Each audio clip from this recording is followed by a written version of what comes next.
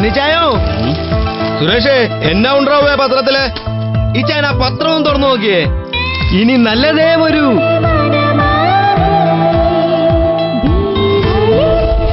ഇനി നല്ലതേ വരൂ. 4 തലമുറകളുടെ അനുഗ്രഹവുമായി ഓഗസ്റ്റ് 22 മുതൽ ഭീമ പത്തനംതിട്ടയിലും. Bhima jewellers, TK road, Pathanamthitta. Pathanamthitta നഗരവും ചിലർ എഴുതി പേരിൽ കൂട്ടും. അനധികൃത കയ്യേറ്റങ്ങൾ നടത്തിയിട്ടും ഉദ്യോഗസ്ഥർക്കും ഭരണസമിതിക്കും കുലുക്കമില്ലെന്ന് മുൻ നഗരസഭാ ചെയർപേഴ്സൺ അജീബ M സാഹിബ്. നഗരത്തിലെ മാലിന്യങ്ങൾ നീക്കം ചെയ്യുന്നതിലും ഫലപ്രദമായ നടപടിയില്ലെന്ന് കുറ്റപ്പെടുത്തൽ. പത്തനംതിട്ട നഗരസഭയ്ക്കെതിരെ മുൻ ചെയർപേഴ്സന്റെ വാർത്താ സമ്മേളനം. പല സ്ഥലങ്ങളും വ്യാജരേഖ ചമച്ച് ചിലർ സ്വന്തമാക്കുന്നതായും നഗരസഭയുടെ കൈവശമുള്ള ഭൂമി സംബന്ധിച്ച് രേഖകൾ ലഭ്യമല്ലാത്ത സ്ഥിതിയാണെന്നും ആരോപണം. തുംകൂർ പദ്ധതി അനുസരിച്ച് നഗരസഭ പുതിയ പ്ലാന്റ് ഉണ്ടാക്കുന്നുണ്ട്. അതിൽ ഈ വേസ്റ്റുകളുടെ നിർമ്മാർജ്ജന പ്രവർത്തികൾ നടത്തും. 2004-2005 കാലഘട്ടത്തിൽ സ്ഥാപിച്ച ഒരു ബയോഗ്യാസ് പ്ലാന്റ് ഉണ്ട്. നല്ല രീതിയിൽ നടന്നു പോയിക്കൊണ്ടിരുന്നു. ആ സമയത്താണ് കേന്ദ്ര ഗവൺമെന്റിൽ നിന്നും 1,75,00,000 രൂപ ഈ കൗൺസിലിന് കിട്ടിയത്. ഈ കഴിഞ്ഞ ദിവസങ്ങളിൽ പത്തനംതിട്ട നഗരസഭാ പ്രദേശങ്ങൾ മൊത്തം ഏറ്റവും പ്രധാനമായിട്ട് റിംഗ് റോഡിന്റെ ജംഗ്ഷന്, ടൗൺ, സെൻട്രൽ ടൗണ്, ഹോസ്പിറ്റൽ ജംഗ്ഷനുകൾ, എല്ലാ വാർഡിന്റെ ടൗണിലുള്ള പ്രധാനപ്പെട്ട വാർഡുകളുടെ എല്ലാ ഭാഗങ്ങളിലുമായിട്ട് ഏകദേശം 10 ദിവസമായിട്ട് മാലിന്യ കൂമ്പാരം കാണാനിടയായി.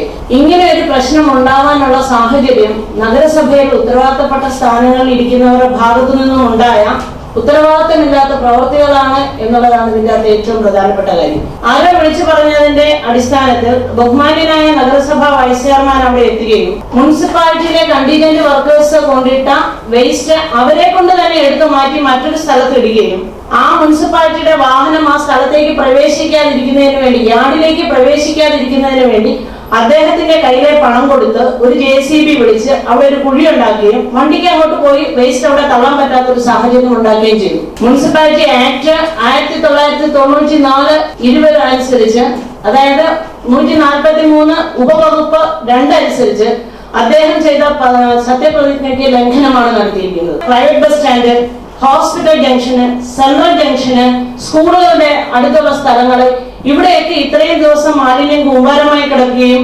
ഡെങ്കിപ്പനി അതുപോലെയുള്ള ഒട്ടനവധി രോഗങ്ങൾ ഇപ്പോൾ പടർന്നു പിടിക്കുകയും ചെയ്യുന്ന ഈ മഴക്കാലത്ത് അദ്ദേഹത്തിന്റെ ഭാഗത്തുനിന്നും ഉണ്ടായ ഈ സമീപനം വളരെ തെറ്റാണ്. മാലിന്യം ശേഖരിക്കുന്നതിന് വേണ്ടി ചുമതലപ്പെടുത്തുന്നു. ആദ്യമായി അത് ചുമതലപ്പെടുത്തുമ്പോൾ അവർക്ക് 100 രൂപയായിരുന്നു ഫീസ് ഈടാക്കിയിരുന്നത്. ഒരു 3 വർഷം പിന്നിട്ടപ്പോഴേക്കും ആ ഫീസ് 200 രൂപയാക്കി കൂട്ടി. ഇവർ ചെയ്യുന്ന എന്താണെന്ന് വെച്ചാൽ വാർഡുകളിലെ വീടുകളിൽ വന്ന് വേസ്റ്റ് ഡെയിലി കളക്ട് ചെയ്യുന്നു എന്നുള്ള ഒരു എഗ്രിമെന്റ് നഗരസഭയുമായിട്ട് ഉണ്ടാകുന്നു. നഗരസഭയുടെ തൊട്ടടുത്തുള്ള ഏതെങ്കിലും പ്രൈവറ്റ് പ്രോപ്പർട്ടി, അത് ആരുടെയെങ്കിലും പേരിലുള്ള ഒരു പ്രോപ്പർട്ടി ആയിരിക്കാം.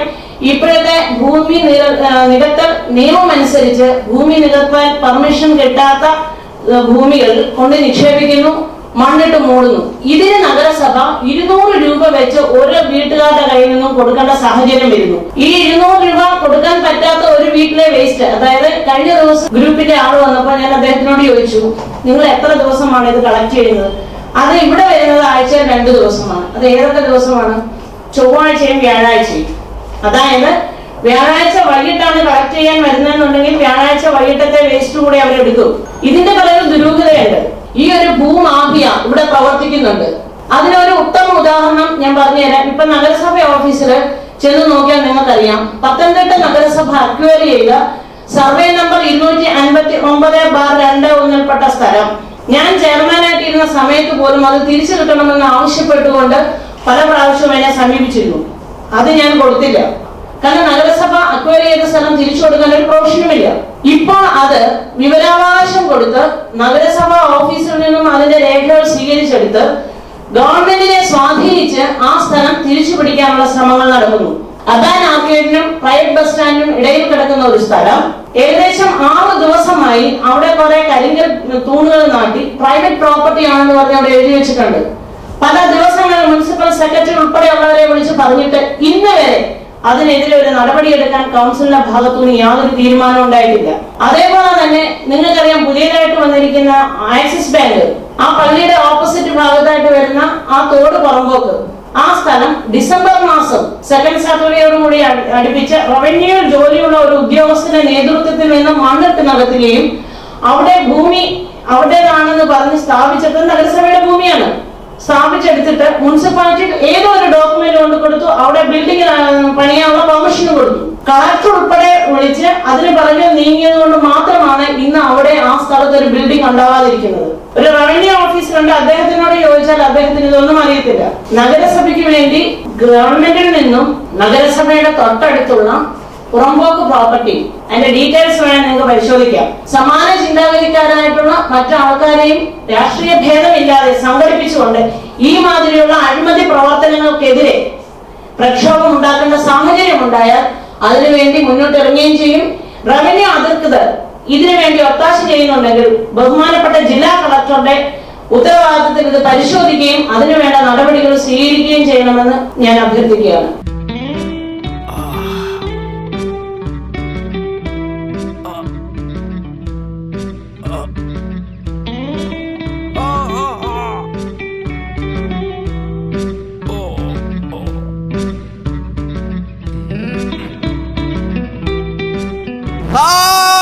ഓഹോ, പൈൽസ് ആണല്ലേ. ഹരിദ്ര കഴിക്കിഷ്ട. ഹരിദ്ര പൈൽസിനുള്ള ആയുർവേദ ഫോമുല.